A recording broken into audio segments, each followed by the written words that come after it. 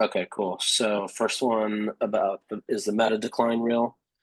Um, I don't know that there's like a meta decline. Also, there's a fly I'm trying to fight in here. So if you see me swinging around, that's me getting the fly.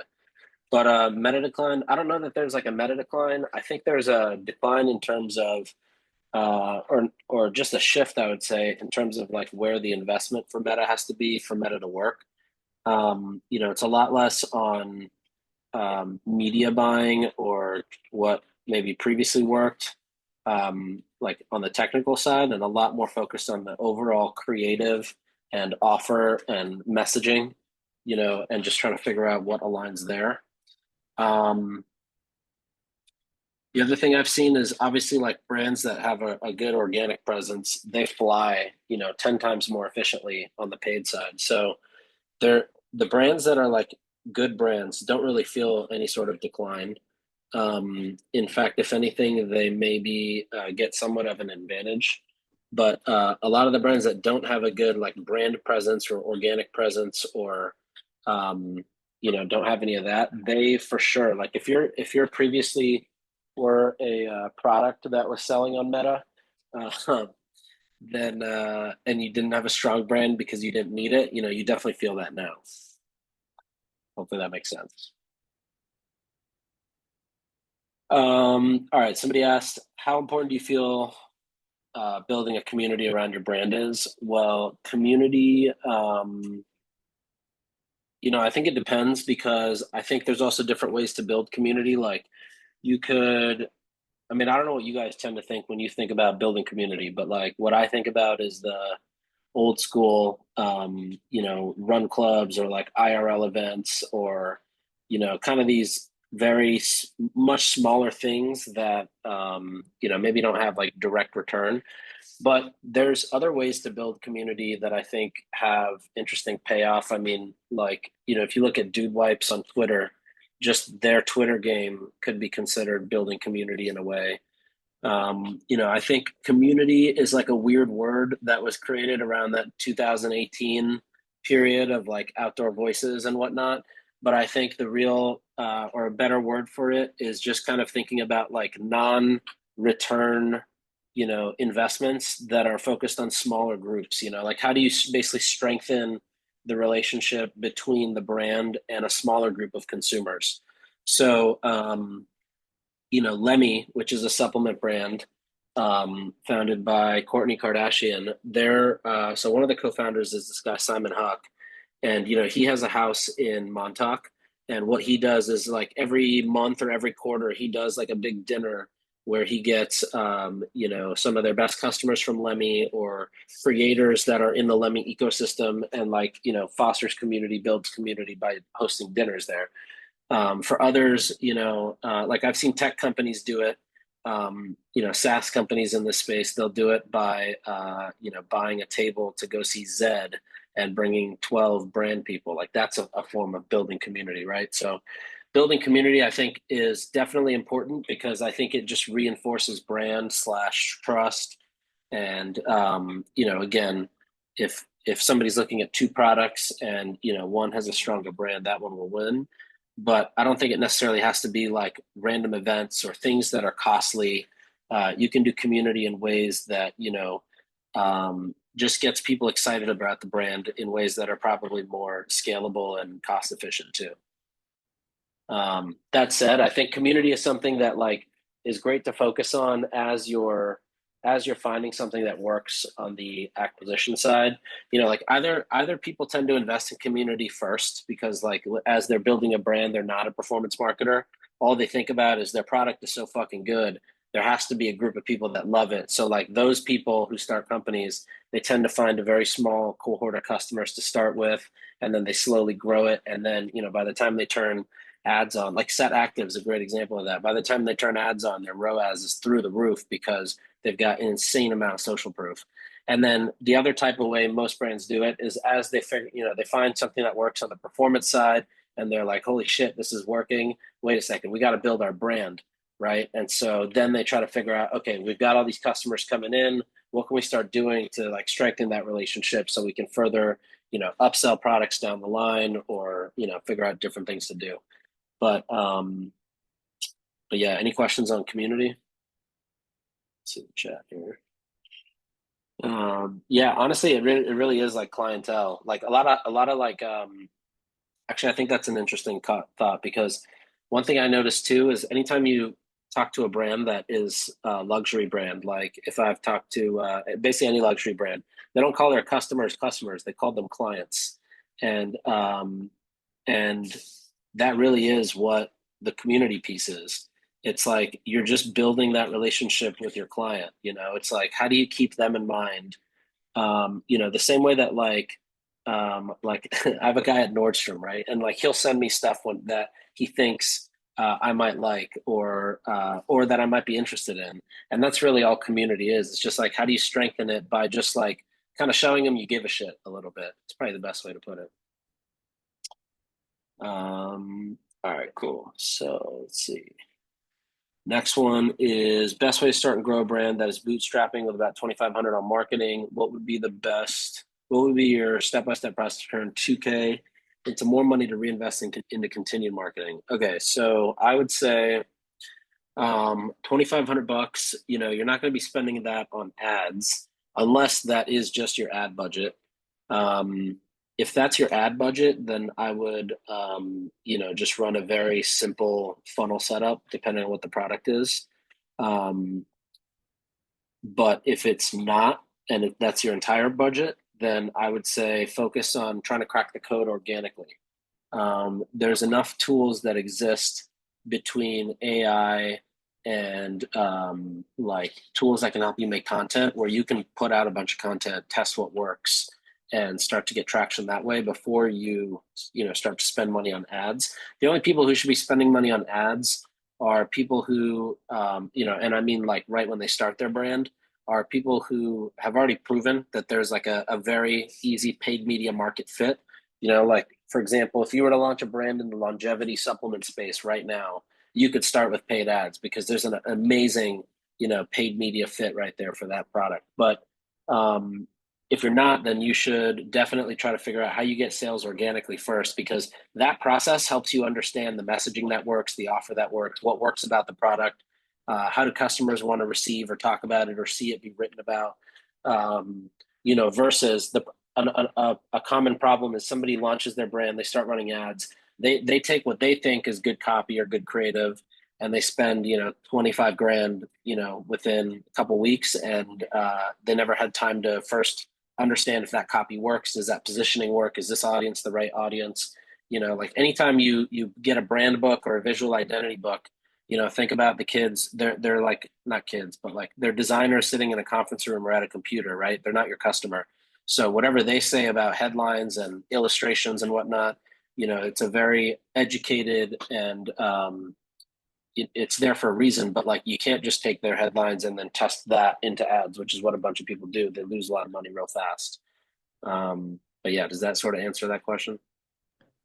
Yeah, Nick, I'm here. Thanks for answering the question. If I can follow up real quick. Yeah. So yeah, let's pretend like a brand is starting from literally ground zero. I'm in the pet space. I'm an animal scientist, so I have a little bit of credibility there. But the point is, if I'm starting from zero, I'm in local farmers markets right now, trying to just get at least product validation. And the question was like, all right, let's say I got bootstrapped, I got 5 grand in the bank, I validated my product at local markets. Now, what are the best next steps online? Now, once I try to, put gasoline on the fire. And I'm hearing so obviously social organically is one of those big marketers things. But basically in the pet space, t dog treats are obviously a big competitive market. But long story short, without going too far, that's my question. Like in the pet space, like what's the best way? I know UGC is a good thing in pets.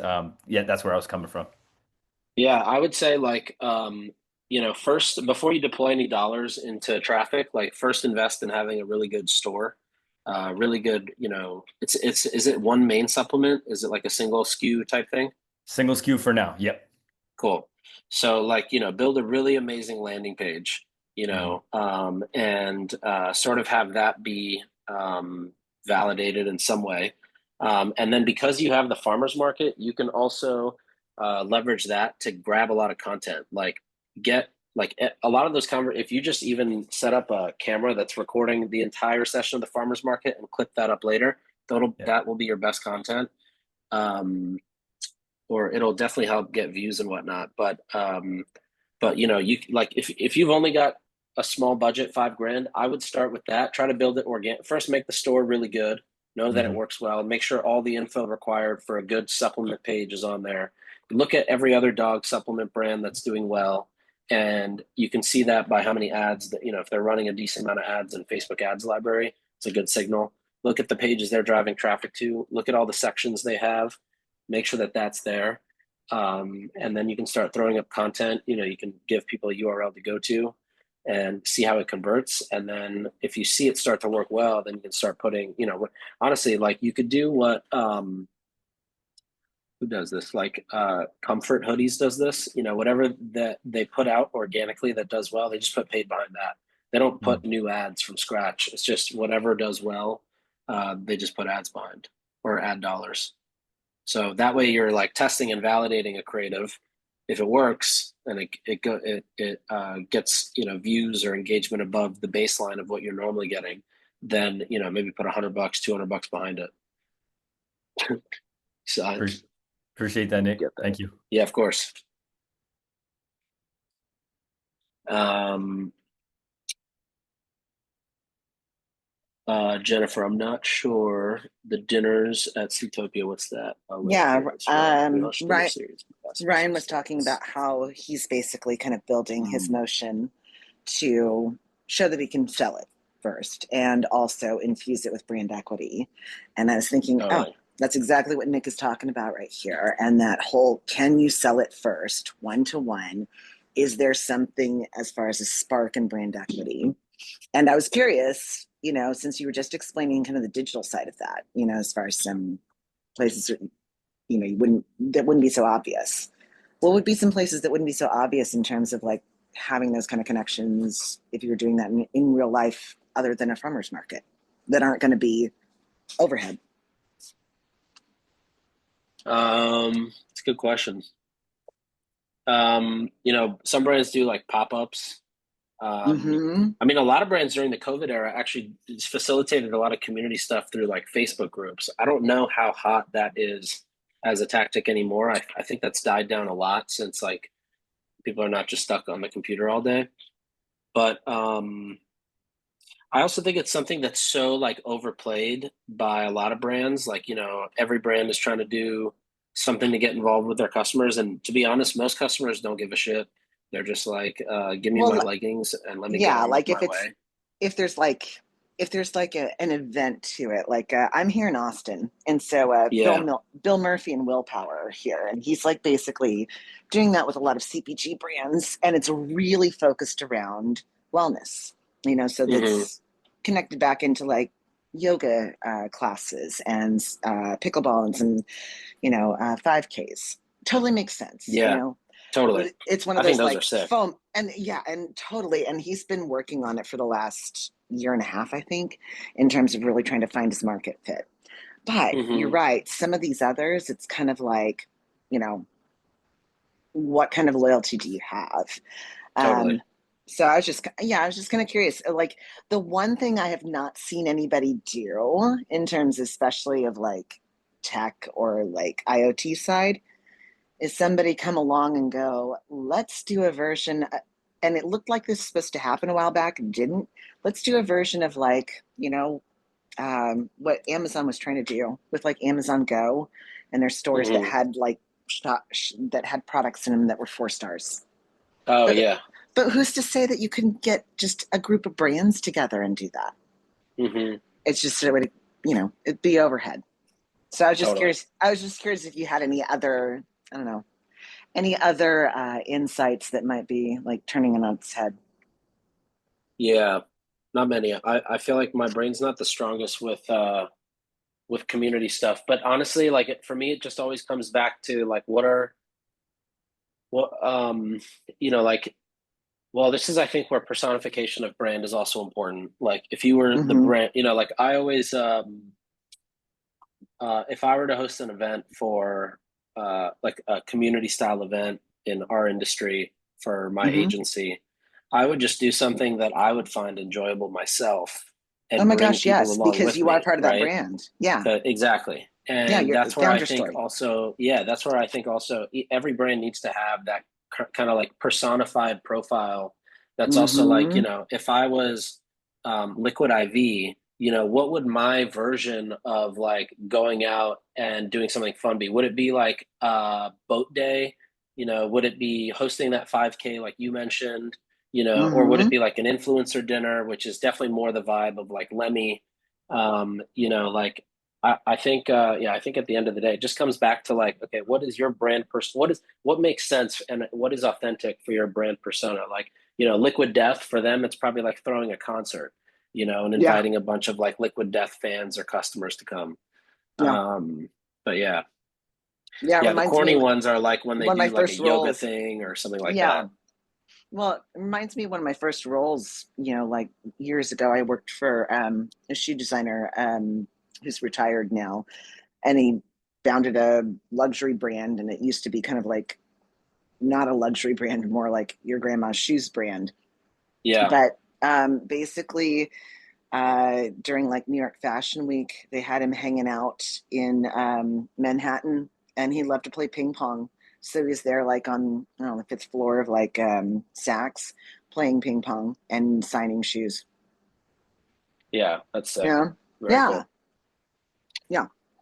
All right. So next question comes from Tyler. Have you been testing third-party pages for brands to run ads from? And if so, what best practices would you recommend with them? So I'm assuming that Tyler's talking about like whitelisting from creators or really any kind of third-party page. So 100%, I've talked about this for like 8 years at this point. If you're not doing this, you're just like losing out on easy efficiencies.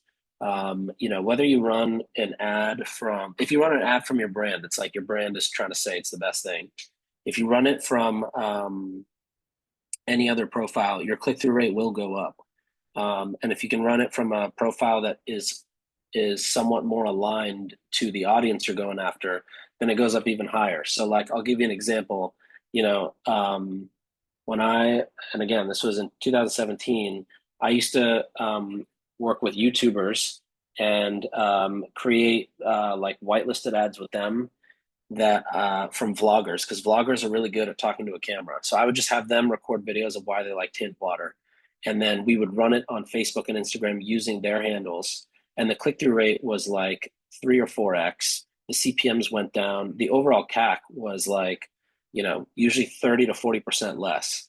And you can do that with creators and you can do it with their handles. At one point, I just started to get as many creator and influencer handles into our business manager as possible, because I would tell them I'm going to run 1 million impressions a week behind your page. If you want it, you'll get all the followers. And for us, obviously, we got way better rates, engagement rates, and click-through rates and whatnot. You can also run it with pages that make no sense. Like at one point, I tried paying Jay Sean, the guy who made that song Down, 15 grand a month to use his page, and we ran ads with it. And the hypothesis was like, if we have bigger celebrities like talking and posting about it, this was also at a time where I remembered a lot of the Kardashian pages and like OG celebrity Facebook pages were posting links to viral publisher traffic. So like it just had a higher click through rate. And anyways, the concept of whitelisting works insanely well, and you can use it with a small influencer. You can do it with a verified influencer. You can do it with your own account. You could do it with your dog's account, and you can even do it with a meme page. You could create a fake publisher page. You could create a publisher called SheToldUs.com, and you could have the ads come from She Told Us. A recommendation publication, some bullshit like that. And anyways, it already happens. It's not like this doesn't happen. So you might as well jump on the train. But all that works really well. And if you could even like start posting, if you post some content on those pages, I'm sure that'll work well. But if nothing else, like use your own personal Instagram account, and I guarantee you'll see better CTR. Um, so yeah, whitelisting or using these third party pages, 100% recommend. Um, yeah. Any questions there? Cool. All right. Next question is about mid-90s, which is women's bamboo sleepwear, about 2 mil a year, launched in May. Challenges client acquisition. Okay, so some mid-90s people here.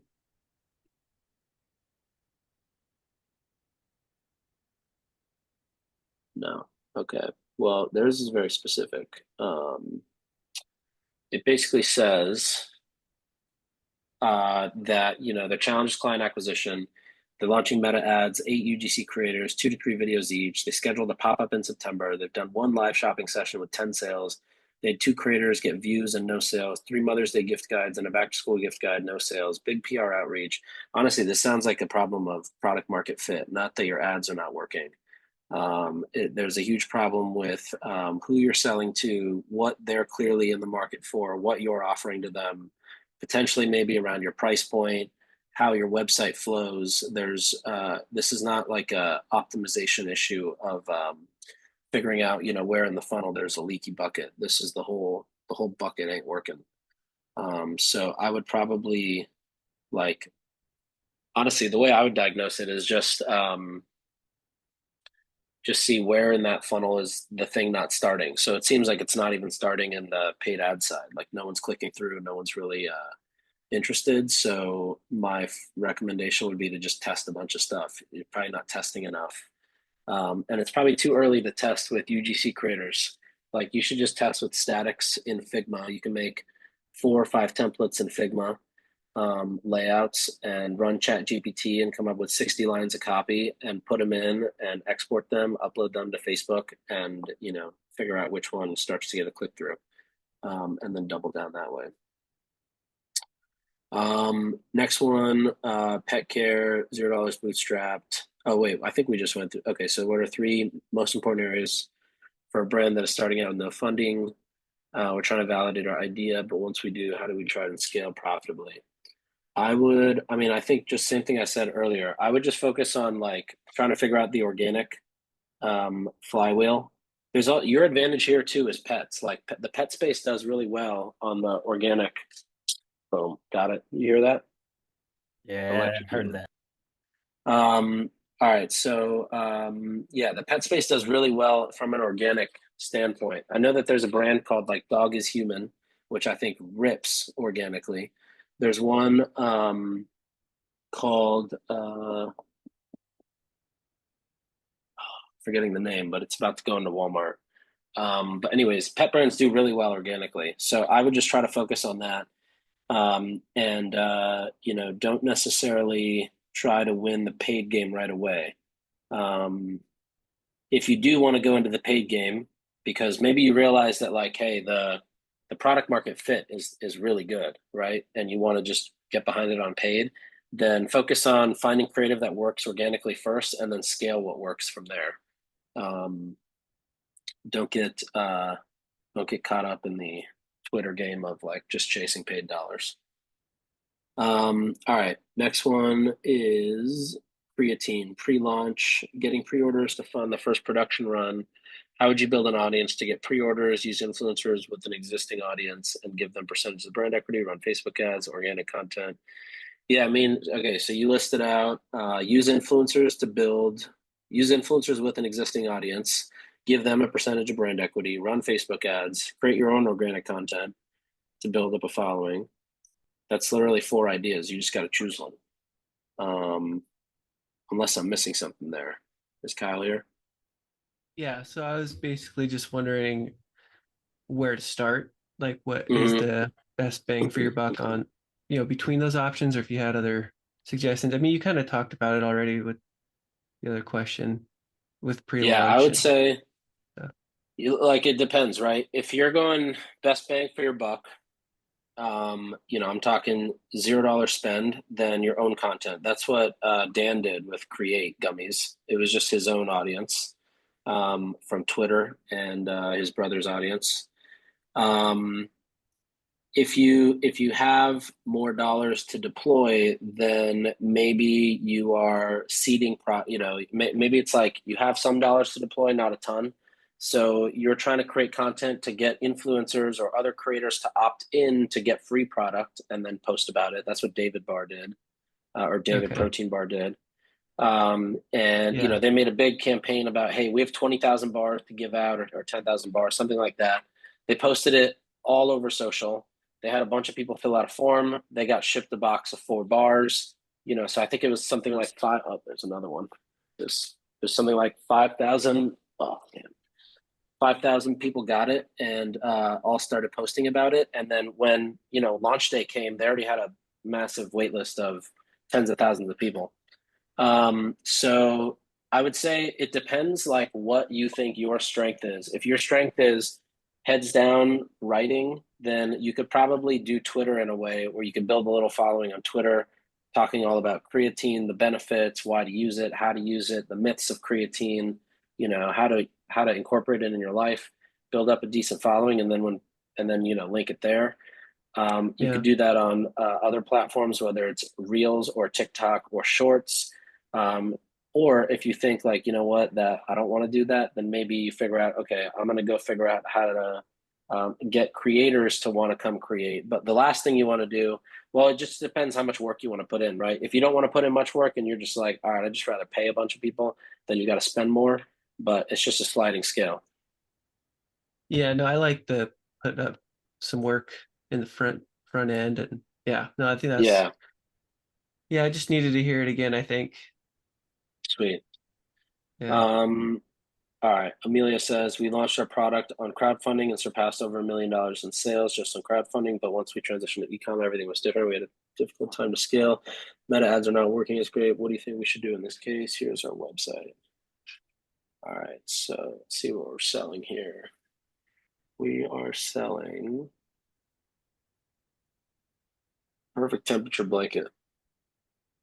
Okay. So my initial guess is that in the crowdfunding environment, there's enough marketing and hype and excitement that the product actually doesn't, like, that is the trust and the social proof.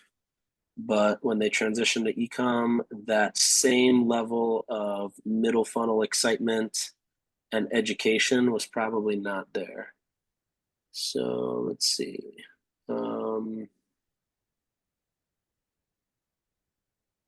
The site's really slow too. That probably doesn't help. Let's see. Is this person on the call?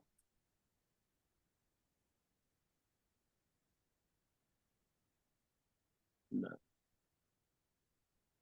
Well,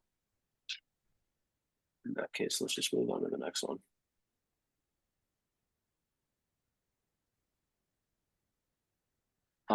Okay, next one. Does anyone have experience whitelisting through creators versus running ads with their own creative? Okay, we already talked about that. That was for Ben. If Ben is on here and has any other questions, feel free to shout, Ben. And then last question, where would Nik recommend making landing pages for Facebook ads on my current Shopify store or another platform like Unbounce? I'm using my homepage as the current landing page, and most of the people click the bundle builder that I've custom coded. I'd be open to have his criticism on advice. Okay. So Unbounce versus Shopify are two good platforms. Personally, I'm a fan of doing it all on Shopify, only because it's much cleaner, like from a data standpoint. And every day as AI gets, oh damn, that was close. Every day as AI just gets more and more relevant, the more organized your data is, and the more single source input you have, the better your output of whatever you do in the next 5 years, is going to be predicated on the data that comes in today. So, anyways, on that thought, I prefer Shopify. But the downside of Shopify is like you need to have a really good Shopify developer, and 85 to 90% of Shopify developers that exist are mediocre at best. And so to get like really good Shopify development is not always the most cost efficient thing. You did bring up Unbounce, which I personally like because I'm like the one Indian who doesn't know how to code, and Unbounce is all drag and drop. So my personal recommendation, and this is what I used to do, is or still do sometimes, is do all your testing with Unbounce because everything is so drag and droppable, and you can move things around, and it's very easy to orient the desktop and the mobile. And you can actually work with a pretty, like, mid-senior, not mid as in like average, but like a normal level developer overseas to make your unbounce really nice and tight. And then if it works, then something that is proven, you can develop that in Shopify. And the beauty of that is now you have these proven modules in Shopify. So you only do Shopify once, but then because it's in Shopify, assuming you're in Shopify 2.0, you can take those modules and add it to your PDP. You can add, your comparison chart that did really well on your landing page to your About Us page. So you can just add those modules around as well. But that would be the most cost efficient way to do it. If you've got a really good, like if you have some advantage where, dev is cheap for you or covered or something, then you can just do it all on Shopify. But yeah, I mean, like if you're testing a bunch of stuff, sometimes Unbounce is faster.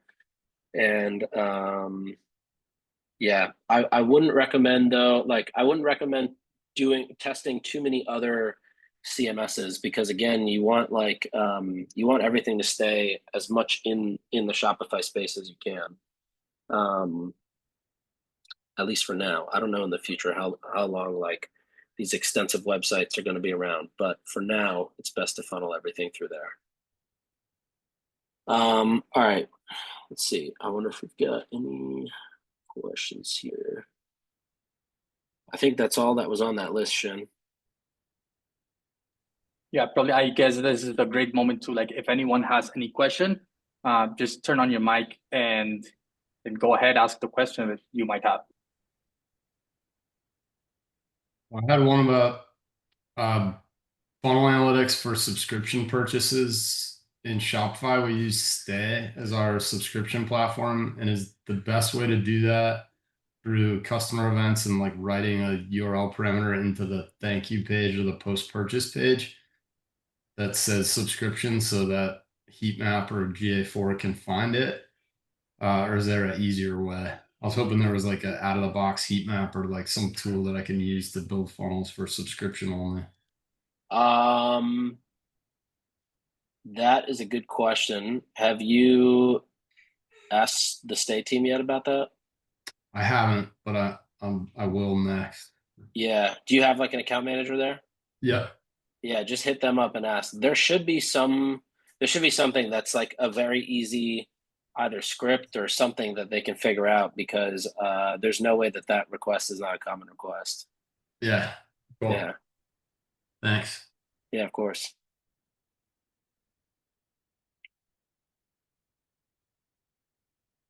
Let's see. I have a question.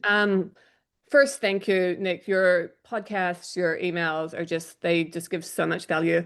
I have a powdered oat milk company and we've been launched like a year and a half. Just thinking about founder content and, everyone's like, you've got to build your personal brand, be it on TikTok, Instagram. When thinking about that content, like we've got, I don't know, 4,500 followers on Instagram.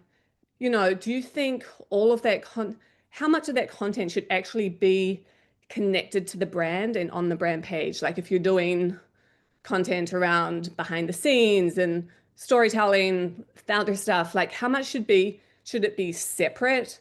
How important do you think it is that founder stuff lives on its own versus kind of being really enmeshed with the brand content? Yeah. Well,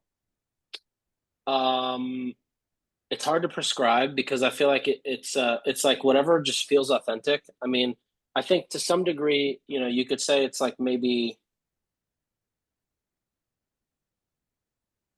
I would say like you probably want, I don't know, 70% of things related to the brand, maybe 75 and 25%, 1 in 4 things are like personal life or kind of showing that you're a human.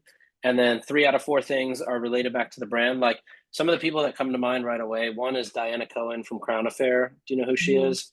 Or like she, in my opinion, I think has an amazing balance because the way she does it sort of like humanizes the Crown Affair brand. Like if Crown Affair was a person, she's always hanging out with that person. Is kind of how it always feels. But she at the same time she like reminds people like, yo, I am a human, I'm not just the brand piece here. So I would say that's a good split. I do think though, like it has to be something that feels authentic to you. So like if the brand is your whole life, then I think it's fair for every post to be about that. And if the brand is something that like people know is not your main focus, then I think that it has the right to be the same in the content as well. It's just like whatever I think is really authentic to you, but also don't force it, because I've seen a lot of founders try to like force content for the purpose of just putting things out, and then it just feels weird. It doesn't feel like it should feel like you're trying to bring a friend on this journey, Right. Yeah. I mean, we're fully bootstrapped now, so it's very much a founder forward. We do all the content. My husband's a commercial director, so we create all the content in-house.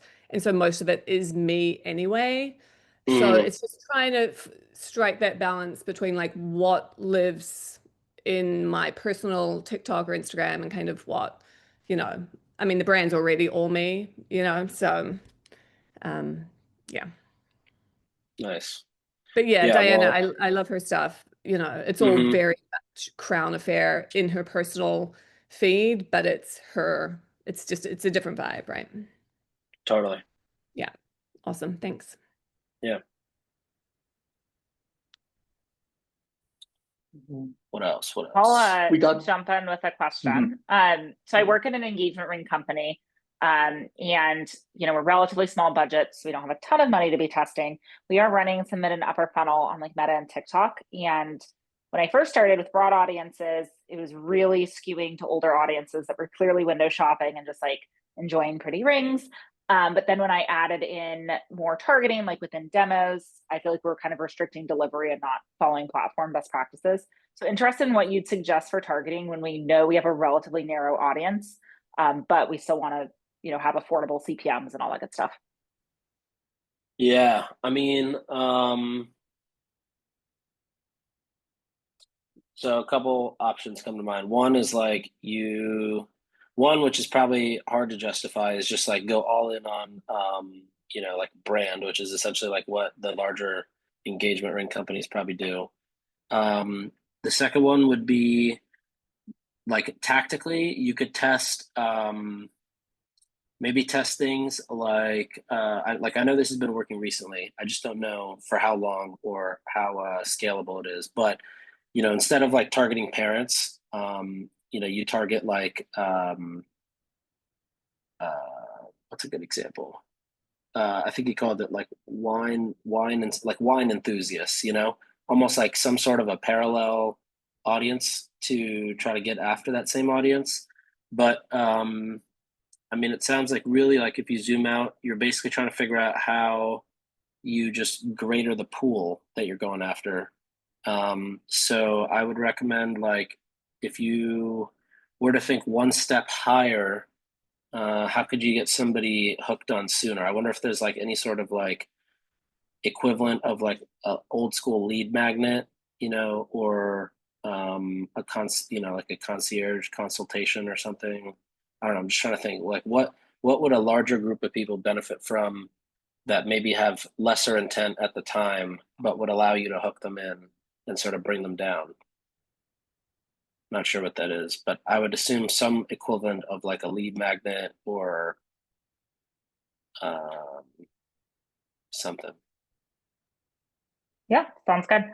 We have done some like founder created like educational videos that do well on TikTok. They just haven't really scaled in Meta. But I think you're right. Like it's creating content that is a little bit more mid-funnel and less like salesy. And Jennifer, feel free to DM me the mind mapping tool. That sounds great. Yeah, it's engagement rings is one of the hardest products to sell, honestly, on paid media. It's insanely hard. Yeah. I mean, a lot of what we're doing is getting people to like go to consults and kind of like growing the reach of what we're doing organically, but organic social is definitely the main channel where people discover us. Yeah. And thankfully, like we know our audience is there, so we are just prioritizing that more. Yeah, I know it's not the same product, but kind of ish, maybe similar categories, Little Words Project, which makes bracelets. And for them, and even I would say for a lot of other like kind of more catalog focused brands, the approach of like it's hard to just come out and keep saying like, hey, we have the best engagement rings all the time, or hey, we have the best bracelets. But if you can create some sort of like a mini brand campaign that is just, bring some random, insert like Pinterest white girl quote here on a cool background, and it acts as like a brand campaign. It gives you the excuse to put out these pulses of mini campaigns, and like another reason to go, I don't know, out with a message or something. But it just puts your logo and your brand in front of more people, and not in a way where it's repeating the same thing. Yeah, I like the idea of that. Thank you. Yeah. Nick, we have one question from Mordechai. He's asking if you're down to do a quick landing page roast. Yeah, let's do it. Let's do it. I'll send the link again here. I got it if here. You can share your screen. Awesome. Yeah. Okay. So where's this traffic coming from? And feel free to just jump off mute. What do you mean, where's the traffic? Like most of it's coming from either Reddit or Facebook. Okay, cool. And right now, what do you see as like conversion rate, or like what's working, what's not working? I'm saying our bundles are sort of selling the most. I just feel like either there's too much information being provided and just like people, I guess, like can't digest it. Conversion rate is a bit like on the 1.1, I would say. It's like lower. So I just think it's the lander. Yeah. So initial thoughts is like,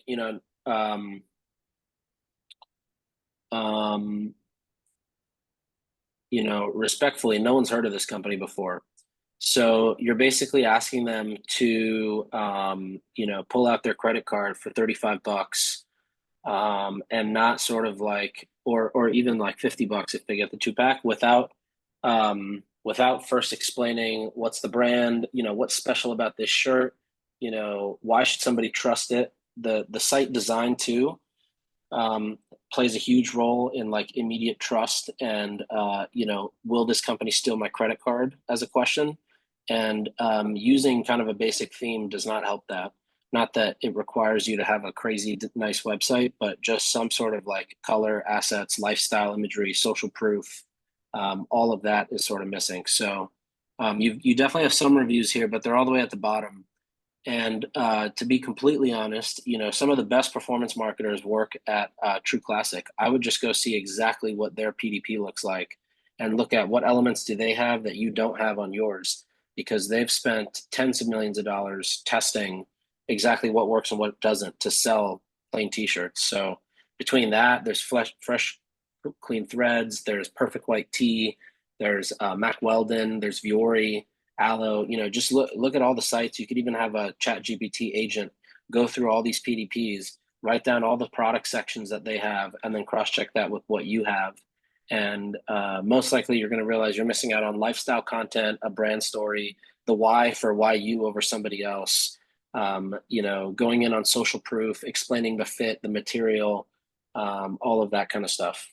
And then once you have all that, then you need to figure out like that's now answered the question of why should I buy this t-shirt versus another t-shirt. But then the other thing you have to solve for, which is why I asked you where the traffic is coming from, is wherever the traffic is being driven, you have to solve the question of like, why should somebody care to stop and click, right? You don't have to sell them on the product in the ad. You just have to sell them on a click and like an investment of 15 seconds on whatever's to follow.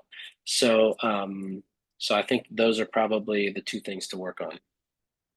Got it. Just a quick follow-up on that. What would you suggest for a brand to do if they don't have much like social proof, just like starting from scratch then? Well, since are your COGS low? Not crazy low. I'm saying it's about a 2 to 3, about a 2x. Yeah. About a 3x. So wait, so per shirt you're paying about $15 then? A bit lower, more like 10, 11. Okay, word. One, find an Indian or a Jew and ask them if that's the right price. I feel like that sounds high, but I could be wrong. You may have some special material. It's just But it's a special like fabric for like sweat proof. That's why, at least from what I tried. yeah. Um, So like, okay, so like great example. There's nothing here that shows me visually that this is sweat proof, right? You should have a video of like a guy running and sweating through his head, but like nothing coming through his white shirt below. You know, you need something that's going to really like help sell in that sense. And that also, again, that builds brand and trust and excitement, and you know, that shows somebody like, hey, these guys know how to make a video. Oh, that means they're probably not going to steal my credit card. They're a real company. got it. Okay, thank you. Yeah, of course. Oh, but wait, to the social proof question, I mean, get a bunch of your homies to take pictures in it, make video reviews, you know, ask family, friends, send product out to creators. But, you know, if you're on a real budget, like get all your homies to come over and have them one by one take pictures and videos in the same shirt. Like that's the cheapest way to do it. And, you know, you won't spend much that way. And just organic style, like completely like doesn't have to be like high production, just like normal No, like yeah, it doesn't have to be high production. There's any. there's in fact in like apparel, like if you look at even Aritzia, Aritzia's like social media game is entirely UGC. Even their you know, if you look at their TikTok strategy, they don't give a shit about their own TikTok. Their entire TikTok strategy is making sure everybody else on TikTok is wearing Aritzia. Their Instagram is the same. Their best posts on Instagram are like UGC bright and you know showing the product off nicely. So I would just like find the patterns that work well for the same type of audience you're going after in terms of their social and photography and try to copy that.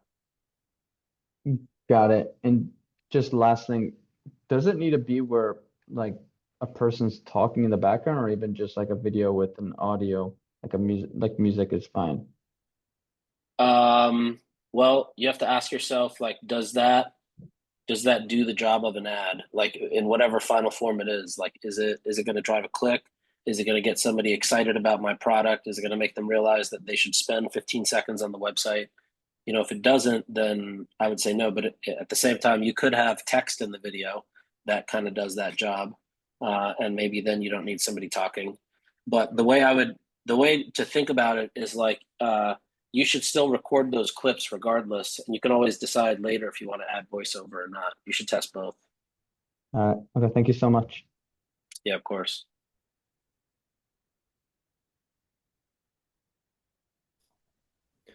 Hey Nick, I sent you a question. I don't know if you got it in the DMs. In the DMs, sorry. All right. Bootstrap supplement brand launched in April. 9% new customer take subscription offer churn about percent main focus. Some meta ads also about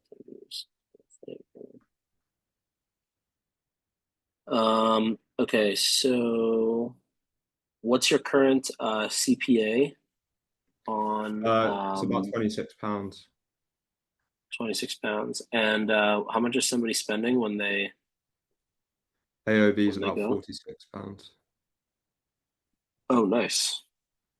Yeah, because we've got the bundle. And most people go for the bundle. Wow, nice PDP, dude. Why'd you say don't screen share? This is a great site. You can if you want. Yeah, sure, go for it. No, it's okay. I got a bunch of tabs open.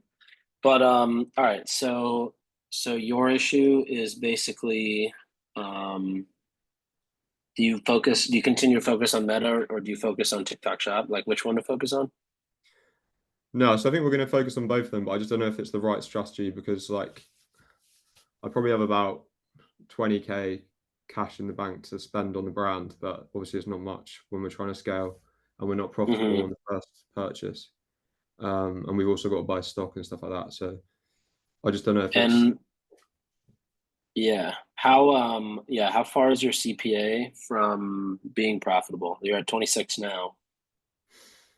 so last month we were literally at break even. So but this month we're like probably at 10% loss, but we've gained like double the amount of subscribers. So worthwhile in the long run. Yeah. So is your 3 month like what's the payback then? 2 months? 2 months.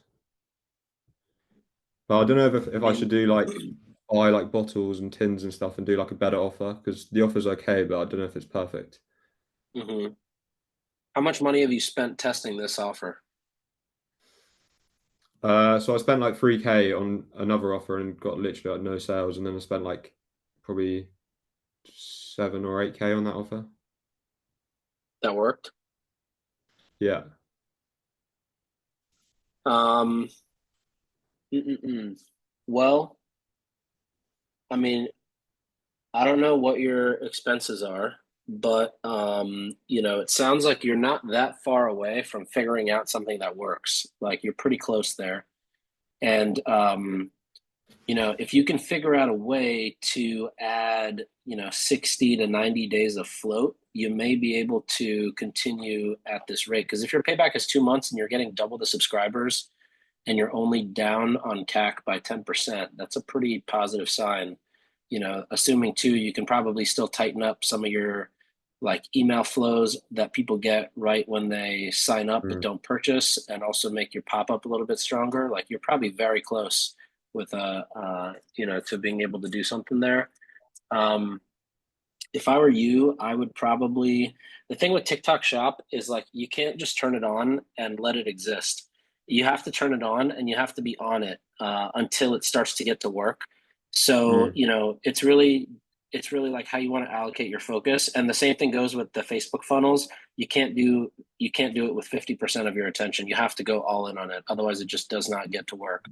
So I would probably, you're very close to, I think, cracking the Facebook stuff. I would crack that first and then try to figure out TikTok. TikTok's also an entirely different mindset and strategy, and the way that the mechanics work are completely different. So I'd probably focus on this first.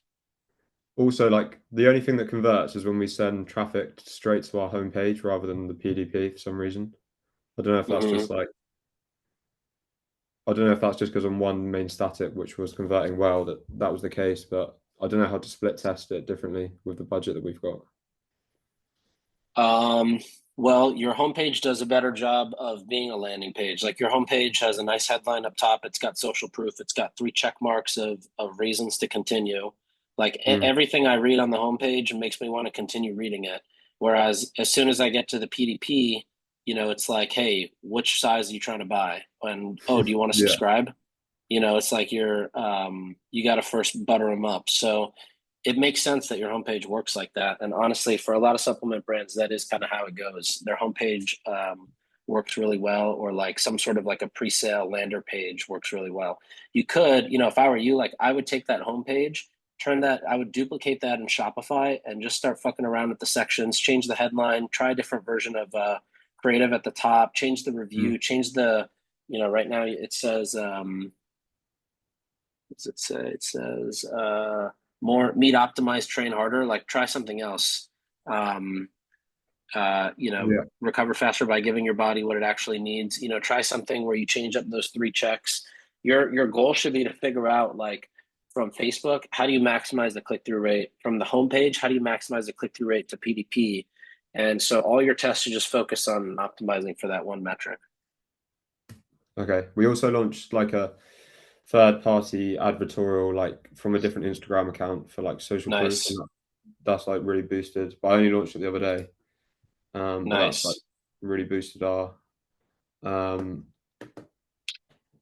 the amount of orders we're getting on new customer. But I don't know if it's really compliant, to be honest, because we're like comparing it to other brands. It's like a well, just make sure that it's very clearly labeled on the publisher that it's an opinion-led publisher, because that is that like lessens any potential issues in the future from a legal standpoint. And then as long as you're not making like, don't say anything negative about a competitor, but if you're just like, this one tastes way better or this one dissolves way better, like anything that's subjective, those are usually fine. But I'll tell you some of the best like advertorial examples for the supplement space are this format of like 5 reasons why, or this like older kind of like BuzzFeed format of like, I tried the viral X and here's what actually happened. Like those types of stories do really well with advertorials. And anytime you see a good like a TikTok trend or format, sometimes a lot of those can be like translated to advertorials as well. So you could try to like turn those into advertorials. Mm-hmm. I just So yeah, the... so like this one, for example, this is immediately selling you product the second you get there. Whereas like, even if you go to like a Business Insider advertorial, there's at least 1 or 2 paragraphs of like, setting the stage, giving some context before you go into, now here's why I rated, this one number 1. I would add that. In fact, my old trick used to be, I don't know if they still do this as much. I'm sure it like works to some degree, but I used to have like the Facebook pages for Insider Picks, which is like their affiliate publisher, BuzzFeed Shopping. There was one, I can't remember if like Well and Good had a shop. I think Pop Sugar had a shopping version, but like all the publishers that had their shopping affiliate Facebook pages that would cater to a similar demographic, I would have them all open, and every day I'd go through and I would see what did they post on their page organically that did well from an engagement standpoint, because however that article was formatted was really well received by the algorithm. So then I would take, I'd find, maybe there was like a handful of those every day. There's usually not many, but then I would just take that exact format and put it on the left side of my screen. And on the right side, I'd write an advertorial using that exact format. So I would see, okay, there's 1 paragraph explaining this, 1 explaining this. Then it went into like a compare contrast. I would just copy it. And that is my best recommendation, because then if you can create a piece of content that would do well organically on Facebook in a newsfeed, it will rip on paid media. Got it. How do you know if it's done well on those platforms? Because it literally has like, so it'll have a bunch of engagement, and usually what you want to look for is a 1-to-1 or a 2-to-1 of likes to shares on the post itself. So like when you look at BuzzFeed Shopping or Insider Picks, look for something that's got, if it has 50 likes, it should have 25 to 50 shares. If it's got, 1,000 likes, it should have 500 to 1,000 shares. Those ones that get shared a bunch, that's the format. Those formats are golden like frameworks or like structure skeletons to go copy. Yeah. Got it. Thanks very much. That's really helpful. Yeah, of course. Another thing you could do, just to in the vein of whether it's whitelisting or better Facebook CPMs, is like run a, first of all, like no one posts to their organic Facebook page, which is such a mistake, because your Facebook page's engagement directly impacts or not influences, but like it contributes to your CPM, right? Like if Facebook knows that people love your page and love your content, then your CPM it goes down, because Facebook's like basically saying like, yeah, we want more of this.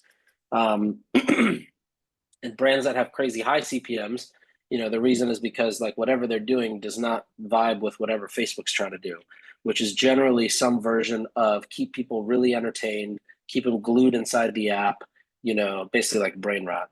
So anyway, something I found that like helps is one, you have to make sure you respond to every ad comment, whether it's a positive comment or a negative comment or a neutral comment. If you can respond to every comment, it greatly helps your CPM. And then the second thing is so nobody posts organically.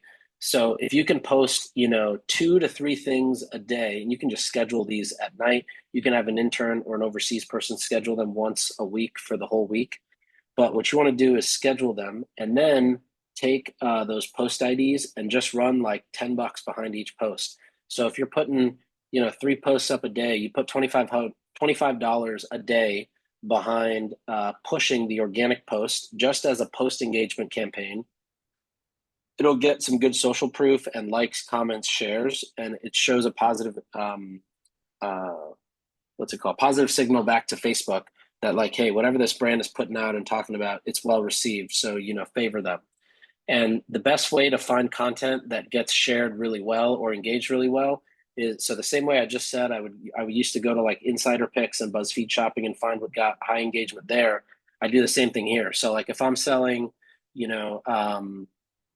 like when I was selling, I did this when I was at Hint. So when I was selling Hint, our customer, I used to call it the W, the wealthy women with kids, wine drinkers, whole food shoppers, whole wheat over white bread, right? So everything that this girl consumes, maybe it's DIY workouts, it's recipes, it's things to do with kids over spring break, right? Like I would just go to publisher pages on Facebook, Refinery, Well and Good, Pop Sugar, etc. And I would just see what did well on their pages already and then share those links. So I would like share a link to Pop Sugar, but I already know that this link got, 250 likes and 250 shares on their page. It's going to pop when I post it. And then you put a little bit of Facebook post engagement ads behind it, and it does really well. And the way I used to do it was I would do it nightly. So every night I would schedule the post for the next day. And then at night, at that same time, I would take the post IDs of the scheduled posts and I'd run engagement campaigns during the night. So by the time it posted at 6 a.m. and then 11 a.m. and then 2 p.m., it already had a bunch of likes, comments, and shares on it. And it's a very like low lift, it probably takes like realistically 15 minutes a night of work, and $25 a day or 20, you could even do it with $10 a day and spend. But it's a very, like a very fruitful thing that gives a good signal back to Facebook, but no one does it. And no one posts on Facebook at all for some reason. So that's just straight on Facebook, not cross from Instagram. Yeah. No, just straight on Facebook. In fact, would you just set up a separate engagement campaign in your ad account just for this kind of post? Yeah. Call it like, the daily post engagement, your ad set inside, basically like the way I did it was I literally made ad sets based on where I would grab content from. So I had like one audience that was more tech focused, one that was more parents focused, and one that was more like, cool girl focused, I guess. And depending on what those posts were, I would decide which ad set to put that that post ID into. But it's only like $20 a day, or 10. You can even do it with $10 a day, and it just does well. It also like keeps the page kind of active, and like Facebook definitely rewards that. It's hard because you can't like see the direct attribution, but like I know that when it's not being done, like you can see the bump in the CPM. Same thing with the ad comments. When you respond to ad comments daily, your whole Facebook engine gets 10 times more efficient. But then when you stop, then it like gets bloated up again. Just quickly, are you turning them off every day as well? So turning them on and then turning them off after like 24 hours? Yeah. Yeah. Okay. There's an app that I used to use called Espresso. I don't know if it's still around. I think it looks like it is. It's a really old SaaS tool, and I don't know how often it gets updated or if it even is still run this today, but they have an option in there too that's like you can have whatever is the most recent post on your Facebook page as of a certain time that you set. It automatically grabs that post and puts some money behind it. But to be honest, I would recommend doing it manually. Facebook 100% rewards when you do ad stuff directly in the platform versus through an API connection, which this is. And same thing even with cross posting. I feel like Facebook rewards when you post individually versus hit the cross post, even if it's the same exact content. I don't know why. All right. Any other questions we should go through?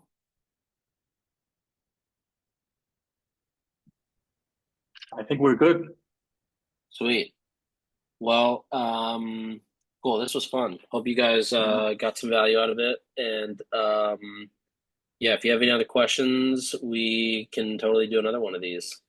Always down to do these. Yeah, I'll just see. I'll just figure it out. Just one last thing. I'm gonna post on Twitter just a screenshot of what we just did. If I'm gonna send it to the community, if you guys can engage, maybe drop a comment, retweet if it's valuable, that would be awesome. That would just make our community so much stronger, so much better, so much bigger. And that's pretty much it. Nik, thank you so much for coming on. I know you're busy, guys. Thanks, Jen. Thanks, Nik. Yeah, but we all love you, man. Of course. Love you guys too. All right. All right, guys. Thank you so much. See you guys. Check the community for the tweet. Thank you, guys.